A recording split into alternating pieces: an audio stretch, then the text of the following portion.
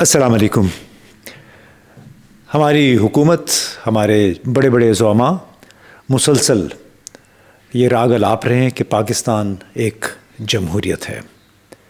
ایک جمہوریت جہاں پہ پارلیمان بھی موجود ہے، ان کے بقول عدلیہ آزاد ہے اور اظہار رائے کی آزادی موجود ہے۔ یہ بات 26 فروری کو وزیر اطلاعات عطا تارڑ نے جنیوا میں ہیومن رائٹس کونسل میں ایک اجلاس سے خطاب کرتے ہوئے کہی، یعنی جو انہوں نے تصویر پیش کی وہ ایک ایسے پاکستان کی ہے جہاں پہ شخصی جمہوری آزادیاں بالکل تبانہ ہیں، ہر شخص اپنی مرضی کا کاروبار، اپنی مرضی کی بات کر رہا ہے، عدالتوں پہ کوئی قدغن نہیں ہے، اور عمران خان بقول ان کے نہیں بلکہ تاثر یہ ملتا ہے کہ اگر کوئی جیل میں ہے تو وہ اپنی مرضی سے ہے، کیونکہ حکومت جو ہے اس نے کوئی قدغن کسی پہ نہیں لگا رکھی ہے۔ لیکن جس وقت وہ یہ بات کر رہے تھے ہیومن رائٹس کونسل جو جنیوا میں جس کا صدر مقام ہے، اس میں اسی دن پاکستان کو ایک اور اعزاز حاصل ہوا بین الاقوامی طور پہ۔ وہ اعزاز ملا جناب اکانومسٹ انٹیلیجنس یونٹ ہے، ایک بہت بڑا مشہور رسالہ ہے دی اکانومسٹ، ان کا ایک انٹیلیجنس یونٹ ہے، EIU اس کو کہتے ہیں۔ اس نے پاکستان کی ڈیموکریسی انڈیکس کے حوالے سے تازہ ترین اعداد و شمار پیش کیے۔ ان کے مطابق پاکستان کا ڈیموکریسی انڈیکس 3.25 سے کم ہو کر 2.84 رہ گیا 2024 میں، یعنی 2023 میں یہ اگر 3.25 تھا، 2024 میں 2.84 ہے، اور یعنی نتیجتاً جو انڈیکس ہے بحیثیت مجموعی اس میں پاکستان 6 پوائنٹس لوز کر گیا، یعنی مزید نیچے آ گیا، اور اس کی درجہ بندی ہوئی ہے پاکستان کی اتھارٹیرین رجیم، یعنی جہاں پہ ایک آمرانہ نظام حکومت ہے۔ تقریباً اسی وقت واشنگٹن میں قائم ایک تھنک ٹینک فریڈم ہاؤس نے بھی پاکستان ہی کے حوالے سے اپنی ایک رپورٹ جاری کی۔ فریڈم ہاؤس دنیا بھر میں جمہوریت اور آزادی کو لاحق خطرات کے حوالے سے ریسرچ کرتا ہے، رپورٹیں بناتا ہے، اور اس نے یہ نتیجہ اخذ کیا حالات و واقعات کو سامنے رکھتے ہوئے کہ پاکستان ایک جزوی طور پر آزاد ملک ہے، اور اس کا انڈیکس جو ہے جمہوریت کے حوالے سے وہ مسلسل مایوس کن رہا ہے، اور اس کی درجہ بندی جو ہے وہ 3 پوائنٹس مزید کم ہو گئے ہیں پاکستان کے 2023 کے مقابلے میں۔ اور اس میں کامنٹری ساتھ انہوں نے لکھی ہے کہ حقوق اور آزادیوں میں تنزلی کا سبب بننے والے اہم عوامل میں انتخابات کے دوران تشدد اور سیاسی مخالفین پر جبر، جاری مسلح تنازعات، سیاسی تنازعات اور آمرانہ طرز عمل کا پھیلاؤ شامل ہے۔ اب تقریباً اسی دن 27 فروری کو اقوام متحدہ کی انسانی حقوق کونسل، ہیومن رائٹس کونسل، جس کا میں نے ذکر کیا، جس سے خطاب کیا تھا ہمارے محترم وزیر اطلاعات عطا تارڑ نے، اسی کونسل کے اجلاس میں، یہ کوئی 58واں اجلاس تھا اس کونسل کا جنیوا میں، بھارتی نمائندے نے ایک تقریر کی، مستقل نمائندے نے، کشتیج تیاگی ان کا نام ہے، مستقل طور پہ وہ جنیوا میں رہتے ہیں، بھارت کی نمائندگی کرتے ہیں۔ انہوں نے اپنی تقریر میں کیا کہا؟ عطا تارڑ کی تقریر کے جواب میں انہوں نے کہا کہ یہ بدقسمتی کی بات ہے کہ اس کونسل کا وقت ایک ناکام ریاست کی طرف، اس کی طرف توجہ دے کے ضائع کیا جا رہا ہے، جو عدم استحکام کا شکار ہے، بین الاقوامی خیرات پر زندہ رہتی ہے، اور اس کی بیان بازی، منافقت اور بنیادی طور پہ جو گورننس ہے، مس گورننس، انہوں نے کہا کہ گورننس کے بڑے شدید مسائل ہیں۔ تو یہ اس ریاست کی طرف سے جو بیانیہ ہے بنیادی طور پہ انہوں نے اس کو مسترد کیا اور کہا کہ یہ ایک ناکام ریاست ہے جو کہ بین الاقوامی خیرات، انہوں نے ہینڈ آؤٹ کا لفظ استعمال کیا، ہینڈ آؤٹ کا مطلب ہے خیرات۔ ساتھ میں انہوں نے یہ بھی کہا کہ ہندوستان جمہوریت، ترقی اور اپنے لوگوں کے لیے کے وقار کو یقینی بنانے پر توجہ کر رہی ہے، اور یہ وہ اقدار ہیں جن سے پاکستان کو سیکھنا ہوگا۔ اب یہ تھوڑی سی کویسچنیبل بات ہے، کیونکہ بہت سارے ان کے جو دعوے ہیں وہ اس پہ بہت بڑا سوالیہ نشان ہے۔ ہندوستان میں ہر سال مسلمانوں اور عیسائیوں پہ سینکڑوں حملے ہوتے ہیں۔ صرف 2023 میں کوئی 1000 سے زائد ایسے واقعات ہوئے جس میں مسلمانوں اور کرسچنز کو نشانہ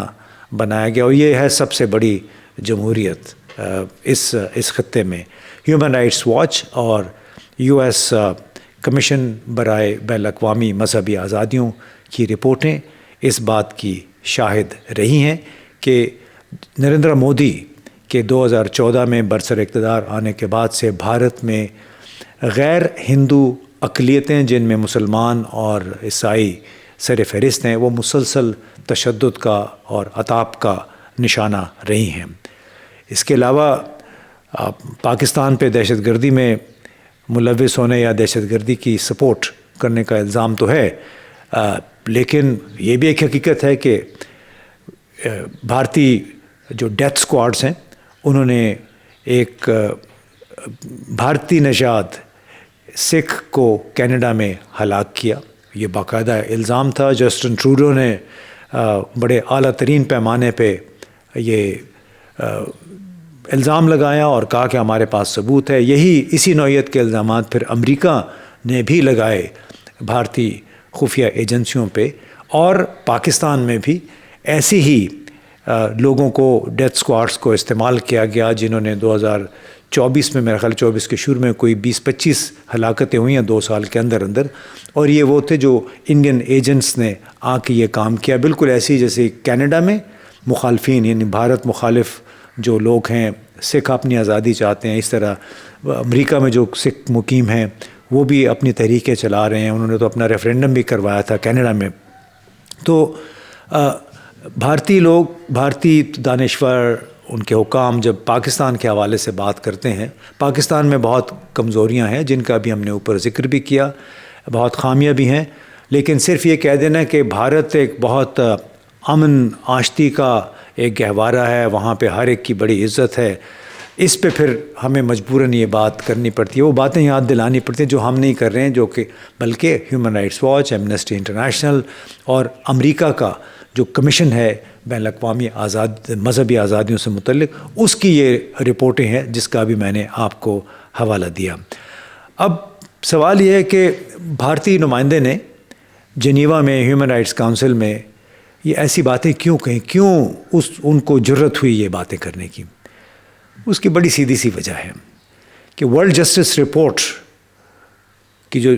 کے مطابق 2024 میں پاکستان کی رول آف لا، یعنی قانون کی حکمرانی کے حوالے سے درجہ بندی جو تھی، وہ 142 ملکوں میں سے ہمارے 129واں نمبر ہے۔ اسی طرح کرپشن کے حوالے سے پاکستان 180 ممالک میں 135ویں نمبر پر۔ گڈ گورننس یعنی حکومت کاری کا مطلب ہوتا ہے کہ شہریوں کو سہولتیں کس حد تک حاصل ہیں، ریاست کس حد تک خیال رکھ رہی ہے اپنے شہریوں کا۔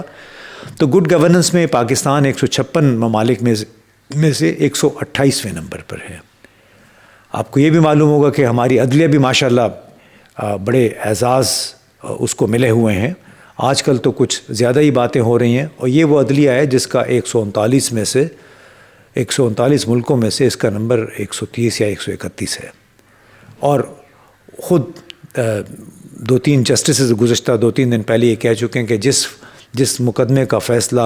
1 گھنٹے میں ہونا چاہیے اس میں 10 سال لگ جاتے ہیں۔ عمران خان، ڈاکٹر یاسمین راشد، عمر سرفراز چیمہ، سینیٹر اعجاز چودھری اور ان جیسے اور بہت سے لوگ ہیں جو 104 کے قریب ہیں، جن کا ملٹری عدالتوں میں ٹرائل کرنا چاہتے ہیں، جس کی وجہ سے سپریم کورٹ میں یہ مقدمہ بھی چل رہا ہے۔ آپ اندازہ لگائیے اس جوڈیشری کی عزت کون کرے گا جہاں پہ میرے خیال 2 مہینے ہونے کو آئے ہیں اور یہ معاملہ طے نہیں ہو رہا ہے کہ سویلینز کا مقدمہ سویلینز پہ فوجی عدالت میں مقدمہ چل سکتا ہے یا نہیں۔ پھر یہ کہتے ہیں کہ پاکستان کو یہ بدنام کرتے ہیں. بدنام نہیں ہوں گے تو کیا اس میں، کیونکہ اس سے پہلے 5 جج، سپریم کورٹ ہی کا 5 ججوں کا پینل متفقہ طور پہ کہہ چکا ہے کہ سویلینز پر فوجی عدالت میں مقدمہ نہیں چل سکتا. آرمی ایکٹ کا اطلاق صرف اور صرف آرمڈ فورسز میں، یعنی جو مسلح افواج سے متعلق لوگ ہیں ان کے ڈسپلن پہ ہے کہ وہ اگر سروس کے دوران کوئی ایسی حرکت کرتے ہیں تو پھر ان کے خلاف مقدمہ چل سکتا ہے. تو جو عطا تارڑ صاحب کی ہم نے بات کی شروع میں کہ انہوں نے جنیوا میں ہیومن رائٹس کونسل کو کیا بتایا، تو انہوں نے تو یہ بھی کہا، اور بڑے یہ مزے کی بات ہے کہ پاکستان تمام انسانی حقوق پر کی بڑی زبردست پابندی کر رہا ہے. اور انہوں نے یہ بھی کہا کہ 26ویں ترمیم انسانی حقوق کے لیے، انسانی حقوق کے تحفظ کے لیے بڑی زبردست اور پالیسی ساز اقدامات کی حامل ہے، اور یہ ایک ایسا قدم ہے جس کی وجہ سے انسانی حقوق کو تحفظ ملے گا. اور آپ کو معلوم ہی ہے کہ جب سے 26ویں ترمیم آئی ہے، جس انداز میں لائی گئی وہ بھی آپ سب کو پتہ ہے، مختلف کمپرومائزز ہوئے، سمجھوتے ہوئے، جس کے نتیجے میں لوگوں نے، ایم این ایز نے اور سینیٹرز نے اس کے حق میں ووٹ دیے یا ووٹ دلوائے گئے. اس کے بعد پھر اگر کوئی ہم پہ الزام نہ لگائے، ہمارا مذاق نہ اڑائے بین الاقوامی طور پر، تو کیا ہوگا؟ اس سے ایک اور بڑا مذاق ہم نے گزشتہ بھی ایک ویلاگ میں کہا تھا کہ جس انداز میں اسلام آباد کی انتظامیہ نے متحدہ اپوزیشن کے جلسے کو ڈسرپٹ کیا، 2 دن لیجنڈ ہوٹل میں تالے لگا دیے، پہلے گیٹ کو تالے لگائے، پھر آڈیٹوریم کو تالا لگا دیا، اور ان کو، ان تمام رہنماؤں کو پھر ہوٹل کی لابی میں ایک سیمینار ٹائپ کرنا پڑا، وہیں پہ انہوں نے تقریریں کی، اور وہاں پہ کھانے پینے کو بھی کچھ نہیں مل رہا تھا. اور یہ اس وقت ہو رہا تھا کہ جب ہم جنیوا میں اپنے حقوق انسانی کی اور آزاد عدلیہ کے ترانے گا رہے تھے تارڑ صاحب. تو بات یہ ہے کہ جب ملک مکمل طور پہ قرضوں پہ چل رہا ہو، مکمل طور پہ، اس لیے کہ ہماری اس وقت اخراجات ہماری آمدنی سے ڈبل ہیں، اور آپ کابینہ جو ہے وہ کابینہ اور خصوصی مشیر اور سب ملا کے 100 سے تک اس کی تعداد پہنچ جائے. جب آپ کو معلوم ہے کہ اب جو کابینہ کی تعداد جو ہے اب 43 ہو گئی ہے، وفاقی وزراء کی اور وزرائے مملکت کی، بلکہ اس میں 30 جو ہیں وفاقی وزراء ہیں اور 9 وزرائے مملکت ہیں. اس کے علاوہ special assistants to prime minister بھی شامل ہیں. اور یہ تمام اس کے جو اقدامات ہیں، ظاہر ہے اس پہ پیسہ خرچ ہوتا ہے. ہر وزیر کی اپنی ایک کاسٹ ہے، بھلے وہ تنخواہ نہیں رہا، تنخواہ تو معمولی سی بات ہے، کیونکہ تو تنخواہیں تو ان کو بطور سینیٹر اور بطور ممبر قومی اسمبلی ویسی ملتی رہتی، 5-5.5 لاکھ، اس کے علاوہ کئی الاؤنسز بھی ہیں. اور ویسے بھی یہ اونٹ کے منہ میں زیرے کے برابر ہے یہ تنخواہ. اصل کام تو ٹھیکے لینا ہوتا ہے، اصل کام اپنے ٹھیکے لینا اور ٹھیکے دلوانا ہوتا ہے جہاں سے. اور یہ بیچارے چونکہ ان کو آئندہ انتخابات کے لیے فنڈ بھی ہیں، وہ بھی یقینی بنانے ہوتے ہیں کہ اپنے اکاؤنٹ میں اتنے پیسے بھر دیں کہ آئندہ انتخابات میں پھر وہ اپنی کیمپین چلا سکیں. تو جس ملک میں اس قسم کی حرکتیں ہوں، جہاں پہ آپ نے دیکھا ہوگا جو مریم نواز نے ایک دن میں کتنے کروڑ نہیں ہو سکتے، اربوں کی وہ کیمپین ہو، بلکہ اور اب تک میرا خیال صرف فروری کے مہینے میں کئی ارب روپے صرف اس کی ذاتی چیف منسٹر پنجاب کی ذاتی تشہیر پہ خرچ ہو چکے ہیں. اور یہ وہ تمام، یہ وہ پیسہ ہے جو کہ بنیادی طور پہ قرض ہے، قرض پہ قرض ہم لیے چلے جا رہے ہیں آئی ایم ایف سے، ورلڈ بینک سے. اور world bank, I M F بھی اس اشرافیہ کی باقاعدہ سہولت کار ہے. کیا ان کو نظر نہیں آتا کہ اخبارات میں کس نوعیت کے کہ کابینہ ایکسپینڈ ہو رہی ہے، پیسے ہیں نہیں ہیں، اخراجات اس کی جتنے قرضے کے پیسے ہیں وہ اشتہارات میں جا رہے ہیں، اور اس کے باوجود قرضے مل رہے ہیں. تو اس کا مطلب ہے کہ ایک گٹھ جوڑ ہے بین الاقوامی مالیاتی اداروں اور ہمارے جیسے ملکوں کی رولنگ حکمران اشرافیہ کا، اور عوام کو بھیڑ بکریوں کی طرح یہ سب ڈیل کرتے چلے جا رہے ہیں. لیکن پھر جب ملک کے باہر ہماری درجہ بندی کم ہوتی ہے، گورننس، جمہوریت کے حوالے سے، کرپشن کے حوالے سے، اس پہ پھر غصہ ہمیں بہت آتا ہے. بہت بہت شکریہ.